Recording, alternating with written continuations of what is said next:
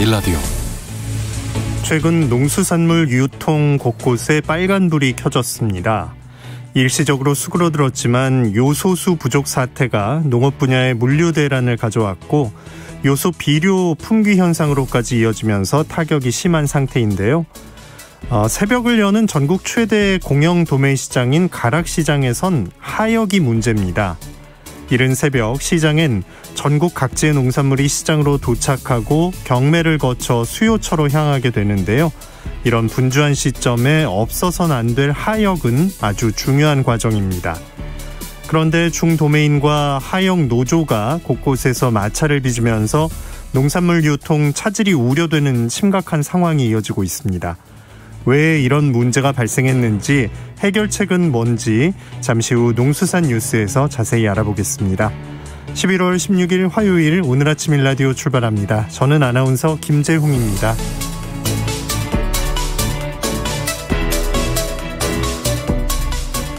오늘 아침 일라디오 여러분과 함께 만들어가는 시간입니다. 방송 들으시면서 참여해 주실 분들은 단문 50원, 장문 100원 드는 유료 문자 샵 9730 이용하실 수 있고요. 유튜브에서 KBS 일라디오 공식 채널 검색해서 들어오시면 채팅 창도 마련되어 있습니다. 콩 어플리케이션에서 일라디오를 보이는 라디오로 함께 하실 수 있습니다. 오늘도 퀴즈로 문을 엽니다. 새농퀴. 퀴즈 정답 맞춰주신 분들 가운데 20분께 선물 드릴 텐데요. 농촌진흥청에서 제공하는 웰빙 혼합 잡곡 세트, 모바일 커피 쿠폰 등 풍성한 선물 준비하고 있습니다. 잘 들어보시고요. 정답 맞춰주시기 바랍니다. 이번 주 새농퀴 두 번째 힌트 지금 나갑니다.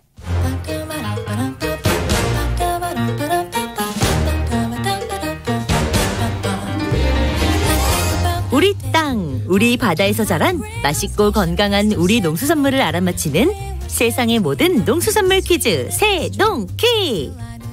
안녕하세요. 퀴즈 내는 성우 한희정입니다. 예전에는 겨울에 벌교 간다 하면 을에 이것을 먹으러 가는 줄 알았다고 하죠. 수라상에 오르는 팔진미 중 으뜸으로 꼽혔는데요. 전라도에서는 제사상에도 빠지지 않았습니다. 이 조개의 이름 참 귀여운데요. 어떻게 시작됐을까요? 원래 이름은 고막합이었다고 하죠. 줄여서 고막으로 부르기 시작했고, 벌교 출신 소설가 조정래 작가의 태백산맥이 공전의 히트를 치면서 고막의 벌교 사투리인 이것이 전국에 알려졌다고 하네요. 소설 속에서 이것은 이렇게 맛깔나게 표현됐습니다. 간간하고 쫄깃쫄깃하고 알큰하기도 하고 베릿하기도 한 그 맛은 술안주로도 제격이었다. 이것은 무엇일까요? 자, 정답 아시는 분들은 단문 50원, 장문 100원이 드는 유료 문자 샵 9730으로 보내주세요. 20분께 행운의 선물 드리겠습니다.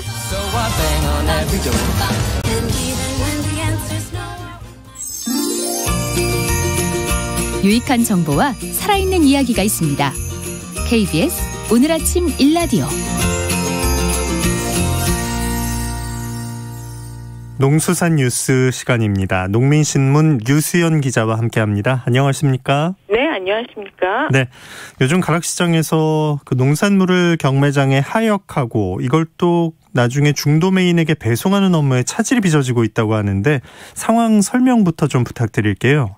네, 요즘 가락시장 곳곳에선 이 중도매인과 하역 업무를 담당하는 하역노조원들 사이에 갈등이 불거지고 있습니다. 6개 도매법인 중 한 곳인 한국청과에서는 이달 1일부터 하역노조를 통한 오이 배송이 중단된 상태입니다. 이번 사태는 하역노조가 추석 대목장 때 인원 부족을 이유로 배송 업무를 제대로 수행하지 못해 시작이 됐는데요. 이 정진성 한국청과 중도매인 조합장은 말하기를 추석 대목 때 물량 대부분을 중도매인들이 배송해서 불만이 고조가 됐고, 그 이후에는 배송비를 못 내겠다는 분위기가 조성이 됐다면서 기존에도 배송이 늦어서 중도매인들의 불만이 컸는데 이번 사태를 계기로 갈등이 표면화된 거라고 주장을 합니다. 또 서울청과라는 법 농산물법인에서도 수년 전에 비슷한 갈등이 있었고요. 그래서 현재 과일 중도메인 가운데 절반가량이 하역노조를 거치지 않고 이 농산물을 배송하고 있는 걸로 알고 있습니다. 상황입니다. 네, 전에도 한번 비슷한 일이 있었다고 하고 사태가 길어지면 유통에 차질이 좀 있을 것 같은데 숨은 사정이 또 있을까요? 네, 이렇게 하역노동자들이 모인 이 근로조합을 하역노조로 부르는데요. 법인이 하역을 요청하면 하역노조가 조합원을 파견하는 형태로 이제 일이 이루어지고 있습니다. 노조라고 부르지만 사실 도매법인 혹은 이 가락시장 운영을 맡는 서울시 농수산식품공사 어디에도 소속되지 않아서 근로기준법 적용 대상이 또 아닙니다. 그래서 이 서울 가락시장에서는 시장이 개설된 1985년부터 서울 경기 항원 노동조합과 서울청과 하역노동조합 등 이 두 개 하역노조가 하역업무를 전담을 하고 있습니다. 근데 이분들의 근로조건을 보면 하루 평균 노동시간이 성수기엔 14시간, 비수기에도 12시간에 달할 정도로 근로조합 환경 자체가 열악합니다. 그래서 고령화도 심합니다. 서울 경기 항원노조에 따르면 전체 조합원 가운데 45%가 60대 이상이고 70대 이상도 4%나 됩니다. 이 서울 항원노조 관계자 말씀에 따르면 비교 대상이 이 건설 노동자에 비해서 임금이 낮고 그리고 국민연금, 실업급여 등 이 사회보장보험 혜택도 못 받아서 신규 인력 유입 자체가 거의 없는 상황입니다. 네, 해결책이 필요해 보이는데 어떤 방안들이 있을까요? 네, 이런 사정 때문에 시장 관계자들은 결국 이 하역노조가 고령화와 함께 인력 수급에 어려움을 겪기 때문에 터지게 터졌다 하는 반응입니다. 전문가들은 이 현재 체계로는 가락시장의 하역 물량을 감당할 수가 없고 그래서 하역체계 개선을 서둘러야 한다고 입을 모읍니다. 이제 크게는 도매시장법인이 하역회사 설립하도록 하거나 아니면 이 서울시 농수산식품공사가 하역 업무를 총괄하도록 하는 등 다양한 이 선진화 대안을 좀 모색해야 한다는 주장이 높습니다. 성진근 이 충북대 명예교수는 동아청과가 지난해부터 시범적으로 양파, 대파 등 일부 품목에 대해서 하역 전문업체와 용역 계약을 맺고 이 서비스 개선에 나선 게 하나의 대안이 될 수 있다 하고 말을 합니다. 그리고 이렇게 하역체계 개선 과정에서 갈등을 최소화할 방안도 고려해야 한다는 조언도 아주 많습니다. 하사건 한사아그리코 대표는 정부, 공사, 도매시장법인 그리고 중도메인 등 이해관계자 모두가 참여하는 협의체를 구성을 해서 하역노조의 고용 승계, 퇴직금 지급 같은 이 은퇴자 처우 문제 등을 논의해야 한다 하고 또 말을 합니다. 네. 이 농산물 유통 참 중요한 문제인데 합리적 방향으로 좀 체계 개선을 이뤄내야 할 것 같습니다. 자, 지난 11일 국회 본회의에서 통과한 법률이 많이 있는데 임업직불제에 관해서 우선 들어볼까요? 네, 이번 본회의에서는 임업직불제의 시행 근거를 담은 임업, 산림 공익기능 증진을 위한 직접직불제도 운영에 관한 법률 제정안이 이 재석 의원 193명 중 152명의 찬성으로 의결이 됐습니다. 내년 10월부터 이제 이 새롭게 법이 시행이 되는데 그러면 임업인 5만 5천 명 가운데 2만 8천 명이 이 수혜를 볼 걸로 예상이 됩니다. 임업직불제는 임업인의 소득 안정을 위해서 매년 일정에게 직불금을 지급하는 제도인데요. 임산물 직불금과 용임업 직불금으로 이 두 가지로 나뉩니다. 우선 임산물 직불금은 2019년 4월 1일부터 2022년 9월 30일 농업경영체에 등록된 산지를 대상으로 지급되는데요. 이 부정수령을 방지하기 위해서 지급 대상 산지를 공유하거나 혹은 쪼개서 지분 또는 일부 산지만을 취득하는 등의 행위를 하는 사람은 또 지급 대상에서 제외가 됩니다. 이 나무를 이제 심어서 가꾸는 거죠. 용립업 직불금은 산림경영계획 인가를 받고 용립업에 이용되는 산지로서 2019년 4월 1일에서 2022년 9월 30일 농업경영체에 등록되는 산지 대상으로 삼습니다. 지급 대상자는 이 대상 산지를 소유하거나 또 이 산지 내 임목을 등기한 이로 이제 한정이 됩니다. 네, 산지가 소재한 지역 외에 주소를 둔 임업인도 산지 면적과 연간 임산물 판매 금액 등을 고려해서 육류법을 주업으로 하는 경우는 직불금을 받을 수가 있습니다. 네. 통과 법률 중에서 또 주목해 볼 만한 걸로는 어떤 것들이 있나요? 네, 이제 나머지도 이제 법률에 이제 그 개정된 내용들이 있는 건데요. 이제 10월 15일에 여성 농업인의 날로 지정한 여성 농업인 육성법 개정안도 국회를 통과했습니다. 농어촌 지역의 양성평등 확대 등에 대한 법적 근거를 새로 담았고요. 또 정부와 지자체가 여성 농업인 육성 정책의 추진 대책 구축을 의무화하도록 했습니다. 네. 농작물 재해보험의 보험료율을 현재는 19으로 돼 있는데 읍면동 단위로 산정할 수 있도록 한 농업재해보험법 개정안도 처리됐습니다. 이번 개정으로 인해 일부 읍면의 높은 손해율이 해당 시군 내 모든 가입자의 보험료 상승으로 유발되는 이런 일이 이제 좀 없게 될 전망입니다. 네. 예, 또 대한민국 식품명인이 이 지정받지 않은 품목 혹은 기능으로 제조, 가공, 조리 등을 한 식품에 대한민국 식품명인의 표시를 할 때 이 과태료를 200만 원에서 300만 원으로 올리는 등의 내용을 담은 식품산업진흥법 일부 개정안도 국회를 통과했습니다. 또한 농업인의 안전보험 및 안전재해 예방에 관한 법률도 개정이 되는데요. 장애급여와 유족급여의 경우 피보험자가 일시금과 연금용 보험금 중에서 선택을 하도록 제도를 개선하고 보험금을 수급보험자 명의의 지정된 계좌로 입금하도록 하는 제도가 신설됩니다. 네. 이번 본회의 법령 통과로 명칭이 변경되는 기관도 있다고 하는데 어디입니까? 네, 우선 이제 한국농수산대학인데요. 내년 5월부터 한국농수산대학교로 이름이 바뀝니다. 이 한국농수산대학 설치법 개정안이 개정된 데 따른 건데요. 이 학교는 1997년 3월 한국농업전문학교로 개교했고 2007년 3월 한국농업대학, 2009년 10월 한국농수산대학에 이어서 네 번째 이 변경을 앞두게 됐습니다. 이번 변경을 통해서 한농대는 대학 이미지를 높이고 농수산 인재 양성 전문기관으로 역할을 강화한다는 계획입니다. 한농대는 이렇게 이제 내년 교명 변경 시점에 맞춰서 미래 비전을 내놓고 그리고 대학 홍보를 대대적으로 펼칠 계획입니다. 네. 그리고 또한 이 농촌진흥청을 관장하는 농촌진흥법 개정으로 농업기술실용화재단도 한국농업기술진흥원으로 이름이 바뀝니다. 농식품 벤처 및 청년 창업 지원, 스마트팜 기반 조성과 확산, 그리고 기후변화 대응 등 농업인과 농산업체 진흥기관으로의 정체성을 명확히 할 이런 계획입니다. 네, 농수산 뉴스 농민신문 류수연 기자와 함께했습니다. 고맙습니다. 네, 감사합니다.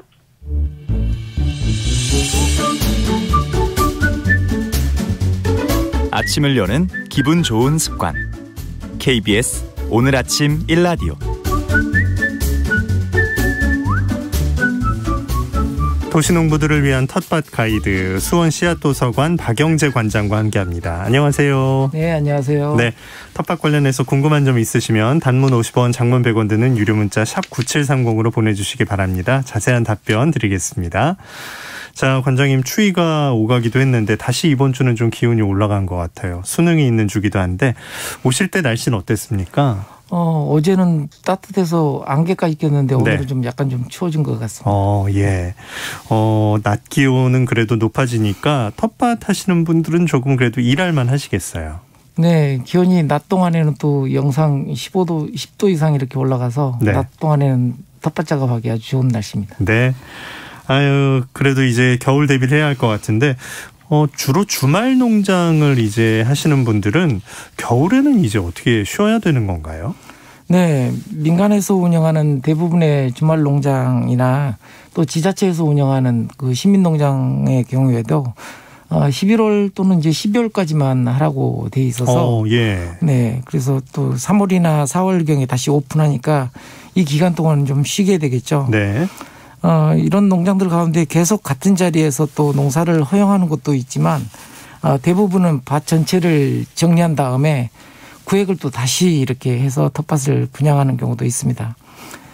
이런 경우에는 겨울 농사는 당연히 할 수가 없고, 예. 그다음에 애써 공들여 만들어 놓은 밭, 거름을 넣는다든지 그러게요. 흙을 살리기 위해서 했던 작업들, 뭐 이런 것들을 다시 또 처음부터 해야 되니까 네. 좀 허탈함도 있을 것 같아요.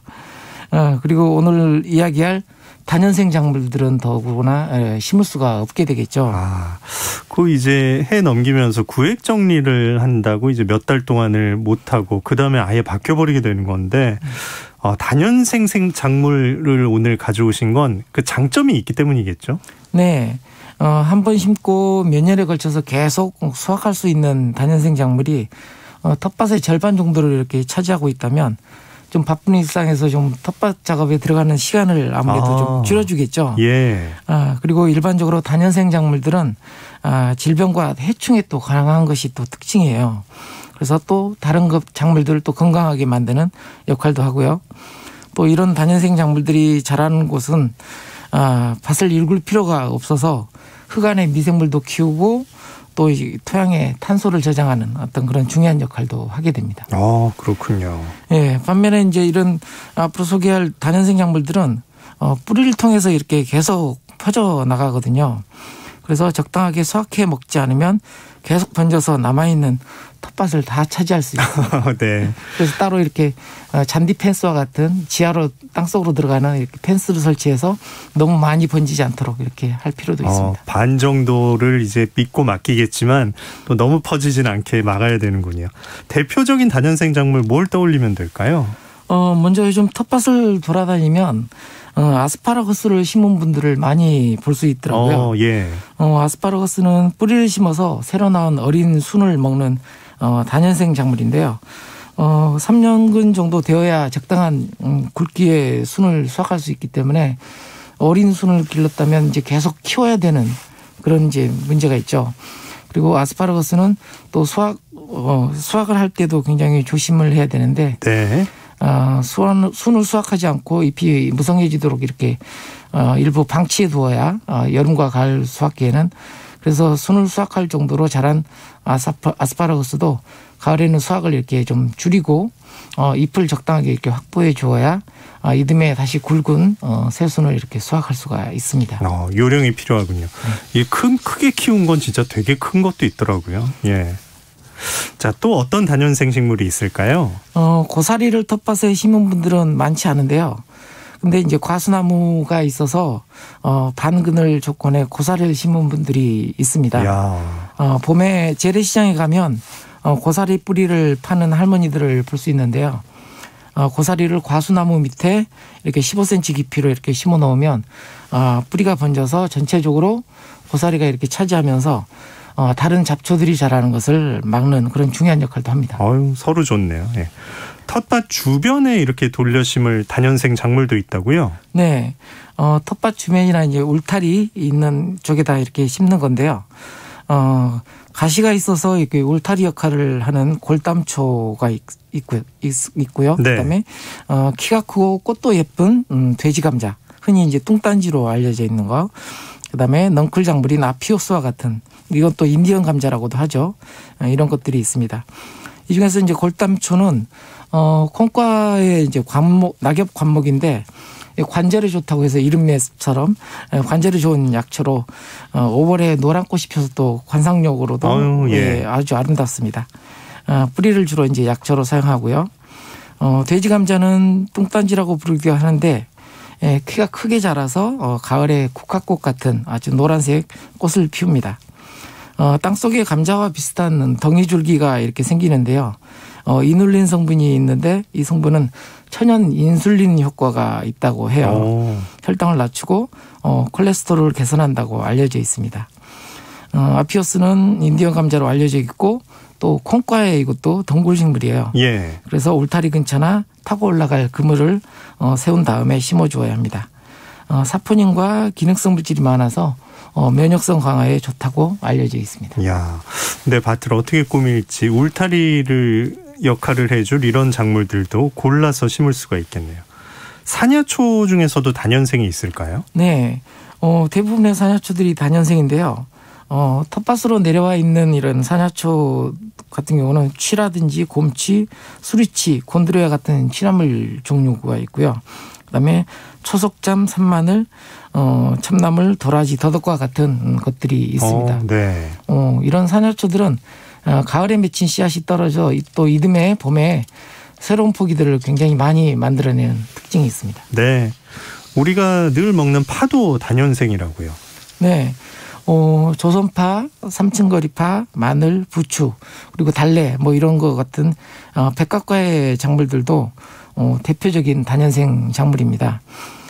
부추를 제외한 이들 백각과 작물들은 한 해살이 작물로 알고 이렇게 모두 수확하는 경우가 있는데요. 네. 심었던 자리에 계속 두어서 이렇게 뿌리 줄기 쪽에서 이렇게 포기 나눔하도록 두어야 합니다. 토종파인 조선파는 일반적으로 우리가 소비하는 외대파와 달리 겨울에 얼어 죽지 않고 월동을 합니다. 그리고 삼층거리파는 조선파가 씨앗이 이렇게 맺히는 것이라고 한다면 얘는 끝에 새끼파가 달리는 파 종류로 이것도 월동을 합니다. 이 새끼파들이 계속 이렇게 번져나가는 모양을 보고 서양에서는 걸어다니는 파, 워킹 어니언이라고 이렇게 부릅니다. 예. 마늘도 이듬해 6월에 수확하지 말고 심었던 자리에 그대로 두어 이듬해 무더기로 자라도록 하면 이게 연한 풋마늘부터 양념용 마늘 등 다양한 용도로 사용할 수가 있습니다. 네. 꼭 식용 말고도 좀 다르게 활용하는 단연생 식물도 있겠죠? 네. 이렇게 텃밭에서 식용으로 활용하는 작물 이외에도 옥자마와 같은 꽃이라든지 인동덩굴, 그다음에 식용으로 사용할 수도 있는 잡초인 민들레, 냉이와 같은 것들도 단연생으로 텃밭을 유지하는 데 활용할 수가 있습니다. 네. 혹시 겨울 동안 이렇게 문을 닫고 내년 봄에 전체를 다시 이렇게 분양하는 텃밭에서 농사를 하시는 분들은 혹여 본인들의 밭에 이렇게 단연생 작물들이 아직 남아있지 않는지 이렇게 살펴보실 필요가 있고요. 네. 일단 화분에 옮겨 심으셨다가 다시 텃밭이 열릴 때 봄에 이렇게 다시 밭으로 들어가는 방식으로 좀 수고로움을 하셔야 될 것 같습니다. 네. 한 두세 달은 집에서 같이 지내야겠네요. 예. 자, 청취자 질문 두 가지만 보겠습니다. 6168님, 파 마늘 심을 때 땅에 뿌리는 분홍색 가루약이 있는데 이거 써도 되는 건가요? 하셨는데요. 네. 뭔지 아시겠어요? 네. 파라든지 땅속 줄기를 심을 때 되게 이제 후라단 계통의 이제 이런 그 토양 소독제. 소독제군요. 네. 예. 친환경으로 텃밭을 하실 분들은 아주 기피하는 그런 약품이죠. 네. 대체하려면 뭐가 있을까요? 저희가 이제 하는 경우는 이제 목초액을 한 100배 정도 희석해서 이렇게 뿌려주는 경우가 친환경적인 방식이라고 할 수 있겠죠. 알겠습니다. 3436님, 낙엽이나 음식물로 퇴비 만드는 방법 알고 싶다고 하셨는데 여러 번 소개했지만 짧게 또 한번 부탁드릴게요. 네. 낙엽 같은 경우는 이게 갈색 재료에 속해서 네. 거기에 이제 추가적으로 녹색 재료인 질소질 성분이 들어가야 됩니다. 예. 그래서 낙엽을 한 군데 이렇게 쌓아두시고 이것을 켜켜이 낙엽 시루떡 쌓듯이 낙엽 그렇죠. 한 켜, 그다음에 그 녹색 재료, 질소질 재료 한 켜 이런 식으로 추가적으로 이렇게 계속 쌓아 나가다 보면 사람 어깨 높이만큼 이렇게 쌓아 나갈 수 있거든요. 높이가 중요하죠. 네, 예. 그 정도 이렇게 쌓아 놓으면 이게 푹 주저앉으면서 발효가 시작되는 것을 볼 수가 있습니다. 냄새를 잘 맡아보셔서 네. 이제 구수한 냄새가 날 때. 네, 완성된 정도는 냄새를 맡아보면 되고요. 그 냄새가 아직 안 냄새가 구수한 흙 냄새가 나지 네. 않으면 뒤집기를 반복을 해서 충분히 이렇게 숙성시켜주는 방법을 하셔야 됩니다. 일단 공간부터 마련하셔야겠고요. 네. 3436님 답변이 되셨을지 모르겠습니다. 자, 텃밭 가이드 오늘도 수원 씨앗도서관 박영재 관장과 함께했습니다. 고맙습니다. 네, 감사합니다.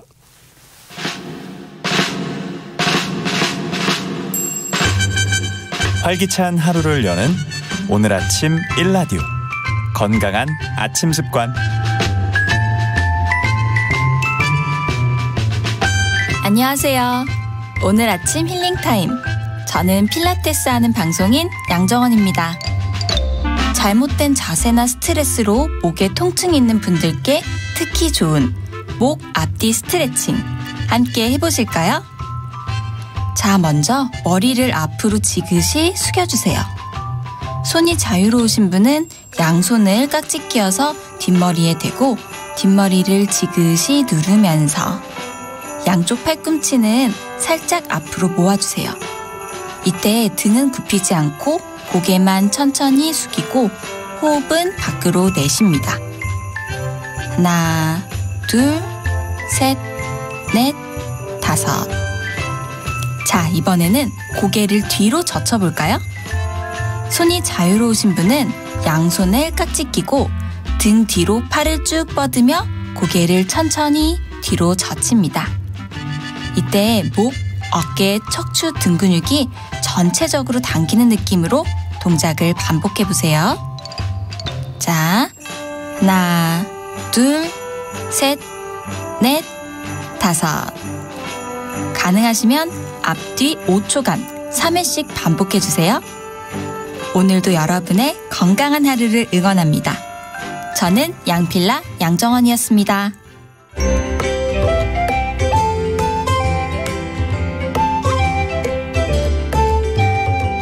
상쾌한 하루의 시작. KBS 오늘 아침 1라디오.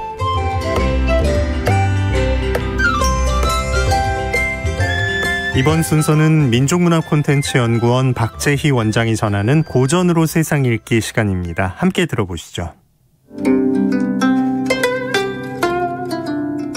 안녕하십니까. 고전의 대문 박재희입니다. 어렵고 힘들 때 그 어려움을 극복할 수 있는 좋은 계책을 만난다면 그것보다 더 기쁜 일은 없을 것입니다. 물에 빠졌을 때 나를 구해줄 구명도구를 붙잡는다거나 사고가 터졌을 때 피해를 보상해줄 보험에 들어있다면 일단 안도의 한숨을 쉴 수 있을 것입니다. 어려움에 빠졌을 때 그 어려움 속에서 나를 구해줄 좋은 해결책을 한자어로는 금낭묘계라고 합니다.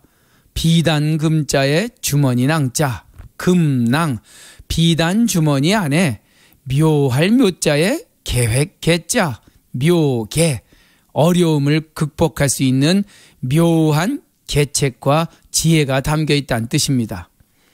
소설 삼국지 연의에 나오는 금낭 묘계는 제갈공명이 조재룡에게 주었다는 위기 극복 비단 보따리의 고사에서 유래하였습니다. 천하를 셋으로 나누어 그 중에 하나를 차지하여 그것을 기반으로 천하를 도모하겠다는 제갈공명의 원대한 계획에 따라 총나라 유비는 점점 세력을 키워나갔습니다. 이에 불안감을 가졌던 오나라 손건과 그의 참모 주유는 유비를 오나라에서 정상회담하자고 제안하여 불러들입니다. 겉으로는 손건의 여동생 손상향을 유비의 부인으로 시집 보낸다는 명분이었지만 속내는 세력을 키워나가는 유비를 유인하여 그 싹을 자르고자 하였던 것이죠. 이에 유비의 책사였던 제갈공명이 유비를 모시고 떠나는 상산의 조자룡 장군에게 비단 주머니 3개를 주며 위기가 닥칠 때마다 풀어보라고 당부합니다. 아니나 다를까 유비 일행에게 위기가 닥치고 그때마다 조자룡은 제갈공명이 주었던 금낭, 비단 주머니를 하나하나 풀어서 그 안에 담긴 계책을 사용하여 위기를 넘겼습니다. 그리고 결국 주군인 유비를 형주로 무사히 모시고 돌아왔다는 이야기에서 금낭 묘계의 고사성어가 유래된 것입니다. 어렵고 힘들 때마다 그 어려움을 극복할 수 있는 비단 주머니에 쌓인 묘한 계책, 금낭 묘계. 이런 비단 보따리 몇 개만 있으면 인생 살아가면서 무서울 것이 아무것도 없을 것 같습니다. 이런 비단 주머니, 금낭 묘계가 요즘 정치권에서 한창 인구에 회자되고 있습니다. 어느 정당의 당대표가 당 경선에서 승리한 대선 후보에게 어려울 때마다 그 위기에서 극복할 수 있는 묘책이 담긴 비단 주머니를 주었다는 소식입니다. 대선까지는 험난하고 어려운 일이 많을 것이니 그때마다 위기를 넘길 수 있는 대책이 담겨 있다고 하는데요. 인생에서 만나는 어려운 일, 그때마다 답을 찾을 수 있는 비단 주머니에 담긴 금낭의 묘계가 무엇일지 고민해 봅니다. 어려움을 당한 사람도 나이고 그 어려움도 극복해야 할 사람도 나라면 결국 문제 해결은 나의 정직성과 근기에 달려 있을 것입니다. 소설 삼국지연의에 나오는 비단 주머니에 담긴 묘한 계책, 금낭묘계. 고전의 댐은 박재희였습니다. 오늘 예년보다 온화한 날씨가 이어지겠는데요. 막바지 가을을 즐기실 수 있겠습니다. 아침 저녁은 쌀쌀해도 한낮엔 서울 13도, 대전 16도, 부산 18도, 전국 15도 안팎이 되겠습니다. 맑은 날씨 속에 동해안 지역의 건조특보는 엿새째 계속되고 있는데요. 화재 예방에 각별히 신경 쓰셔야겠습니다. 오늘 낮 동안 전국의 대기질은 보통 수준을 회복하겠습니다. 오늘 아침 일라디오 함께하고 계십니다. 지금 시각 6시 46분입니다.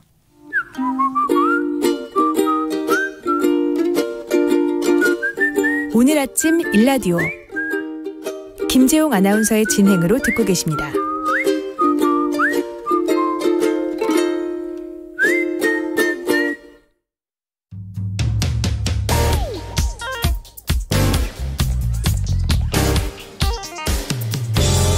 오늘 아침 뉴스 브리핑 정상근 기자와 함께합니다. 안녕하십니까? 네, 안녕하십니까? 네, 코로나19로 인한 수도권 중환자 병상 가동률이 75%를 넘었다고요? 네, 이 단계적 일상회복에 따라 확진자 수가 늘어날 것이라는 예상은 됐었지만 이 확진자 수 그 자체보다는 위중증 환자가 빠르게 늘고 있어서 우려가 큽니다. 일단 어제 코로나19 신규 확진자 수는 2,006명으로 지난주 월요일에 비해서 250여 명 정도 많았는데요. 오늘은 어제보다는 다소 줄어들 것으로 예상이 되고 있습니다. 하지만 말씀드린 대로 위중증 환자 수가 걱정입니다. 어제 발표된 위중증 환자 수는 471명으로 전날보다 다소 줄긴 했습니다만 수도권에서 위중증 환자 수가 늘어나면서 수도권 병원의 코로나19 중환자 병상 4개 중 3개가 꽉 찼습니다. 정부 비상계획 발동 검토선인 75%를 넘어선 상황이고요. 전국 평균으로도 지난주 56%를 넘어서서 일주일 만에 9%포인트 이상이 급증을 했습니다. 정부가 이달 초 병상 확보 행정명령을 내렸지만 4주에 걸쳐서 조금씩 마련되기 때문에 수도권 중환자가 지금처럼 급격하게 늘어나면 다른 지역으로 이송이 불가피합니다. 또 늘어나는 병상에 따르는 의료 인력 확보도 시급한 과제인데요. 네. 이 정부는 아슬아슬한 상황이라면서 하루에 그 1만 명의 확진자도 대응 가능하도록 추가적인 병상 확충을 준비하고 있다라고 밝혔습니다. 네.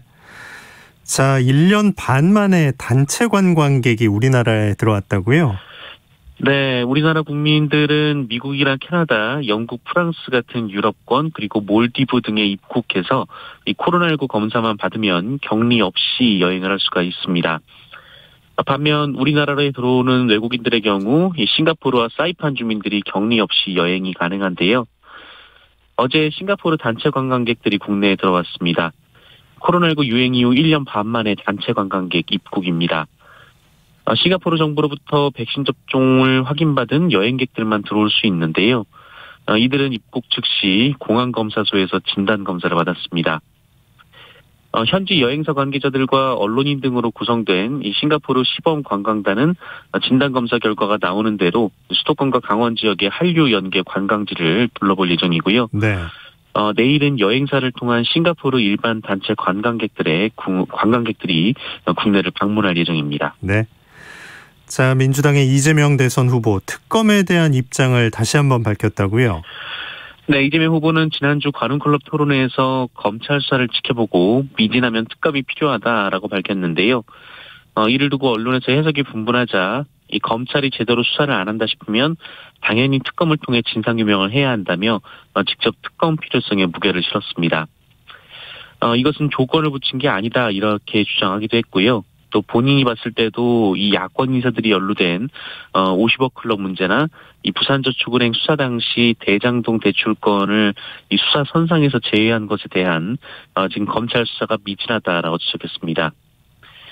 한편 이재명 후보는 윤석열 후보가 50조 원 투입을 약속했던 이 소상공인 지원도 당선된 뒤가 아니라 당장 당대당 협의를 갖자라고 제안을 했습니다. 네. 국민의힘 윤석열 후보는 김종인 전 비대위원장에게 합류해달라 이런 요청을 했다고요? 네, 윤석열 후보는 어제 열린 김종인 전 비상대책위원장의 출판 기념회에 참석해서 공개적으로 선거대책위원회 합류를 요청했습니다. 윤석열 후보는 정치개혁과 국가 대개조를 위해 역할을 할 때다라면서 김종인 전 위원장의 역할론을 강조했는데요. 이 허수아비로는 선대위에 참여하지 않겠다며 이 상당한 권한을 요구한 것으로 알려진 이 김종인 전 위원장은 도와줄 수도 있다라며 일단 화답을 하긴 했습니다만 이 선대위 합류 여부에 대해서는 아무런 시간표도 모르고 내용도 모른다며 확답을 피했습니다.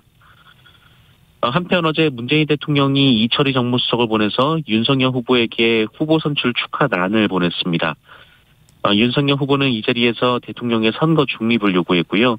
이철희 수석은 이미 대통령이 선거 중립을 강조했다라고 밝혔습니다. 네, 종부세가 조금 쟁점이 되고 있다고 하는데 어떤 이유입니까? 네, 이 다음 주쯤이면 이 종부세 고지서가 발송이 되는데요. 윤석열 국민의힘 대선 후보가 그제 이 종합부동산세 전면 재검토를 공약했습니다. 윤석열 후보는 납세 대상자 수가 적다고 해도 문제가 많은 세금이라면서 이 종부세를 재산세에 통합하거나 1주택자에 대한 종부세 부과를 면제하는 방안을 검토하겠다라고 했습니다. 참고로 종부세 대상은 전체 주택의 상위 2% 정도입니다. 이재명 민주당 후보는 어제 SNS를 통해 모든 토지에 세금을 매겨서 기본소득 재원으로 쓰는 국토보유세 공약을 다시 꺼냈습니다. 내야 할 세금을 늘어나지만 이 국민의 90%는 기본소득으로 세금보다 더 많은 돈을 돌려받을 수 있다라는 것이 이재명 후보의 주장입니다. 또한 이를 통해 윤석열 후보 정책이 이 소수 부자를 위한 것이라는 프레임을 부각한 것으로 풀이가 되고 있습니다. 네. 자, SNS를 통해서 마약을 유통한 일당이 범죄 집단 혐의로 재판에 넘어갔다고요? 네, 검찰과 검찰이 텔레그램을 이용해서 무려 1,100여 명에게 이 마약류를 판매해온 일당에게 처음으로 범죄 집단 구성죄를 적용해 재판에 넘겼습니다. 총 25살 A씨 등 15명이 기소 대상이었는데요. 이들은 지난해 6월부터 마약 조달, 광고, 자금 세탁, 현금 인출 등의 역할을 분담하는 범죄 집단을 구성한 뒤 올해 3월까지 텔레그램을 통해 시가 1억 4천만 원 상당의 마약류를 판매했다고 수사당국은 주장했습니다. 이들이 범행에 사용한 텔레그램방이 회원 규모가 1,100명으로 단일 텔레그램 마약 거래방 중 국내 최대 규모로 알려졌습니다. 이들은 가상화폐로 거래하는 수법으로 범죄 수익 5억 1,800여만 원도 세탁한 것으로 조사가 됐고요. 또 다른 마약 주식과의 경쟁에서 이기기 위해 온라인상 공격을 가하기도 했다라고 합니다. 검경은 현금과 가상화폐, 외제차 등 범죄 수익 8억 2천만 원 상당을 몰수, 추징 보전했습니다. 네.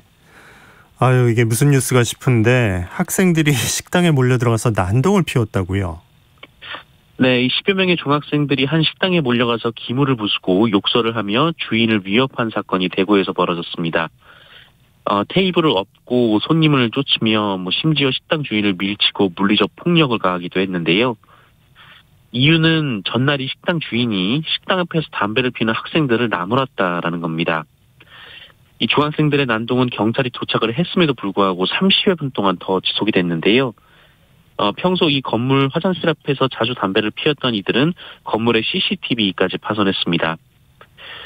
경찰은 이들이 지역 중학생들인 것으로 파악하고 정확한 사건 경위와 피해 정도를 수사하고 있는데요. 경찰은 피해자와 합의 여부를 지켜본 뒤 주동학생 3명은 검찰로 송치할 계획입니다. 네. 충격적인 동물학대 사건이 또 논란이 되고 있어요. 네, 지난 10월 27일 오후 4시쯤 이 단양 팔경 휴게소 부근 부산 방면 중앙고속도로에서 한 SUV 차량이 차량 뒤에 강아지의 목을 매달고 사정없이 질주하는 모습이 포착이 됐습니다. 당연히 강아지가 크게 다쳤는데요. 이에 한 동물보호단체가 해당 운전자를 동물보호법 위반 혐의로 고발하고 탄원 서명 운동을 진행하기로 했습니다. 경찰은 해당 운전자를 찾았고 또 끌려간 강아지가 살아있음을 확인했다라고 밝혔는데요. 다만 범행 경위는 수사를 좀 더 해봐야 한다라고 밝히기도 했습니다. 그러나 동물보호단체는 그 강아지가 온전히 살아있다고 믿기 어렵다는 입장입니다. 네. 이 보호법에 따르면 동물에게 상해를 입히는 경우 2년 이하의 징역 또는 2천만 원 이하의 벌금에 처하도록 되어 있습니다. 네. 뉴스브리핑 정상근 기자였습니다. 고맙습니다. 고맙습니다. 유튜브 채팅창으로 정답 발표 언제 하나요? 라고 정답 궁금해하고 계신데요. 저희 목요일까지 쭉 퀴즈를 내고요.